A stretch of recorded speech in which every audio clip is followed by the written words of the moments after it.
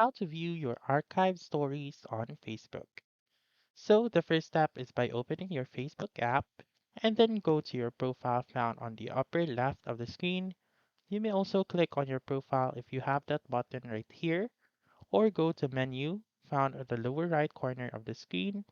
Go to your profile and then click on this three dots right here. Once you have clicked the three dots, go to Archive, wait for it to load, and click on Story Archive. And then there you go. You may see all of these stories that you have archived. You may manage these archives by clicking on the Setting button right here, and then you may also click on Save to Archive. So what this will do is that all your stories will be automatically saved to your archive once it will be disappeared or the 24 hours has passed. So that's it.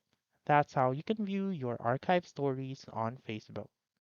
So that's all for this video. Let me know in the comments section if this works out for you. For more helpful tutorials like this, please subscribe to our channel and don't forget to click that notification bell. Thank you for watching and have a wonderful day.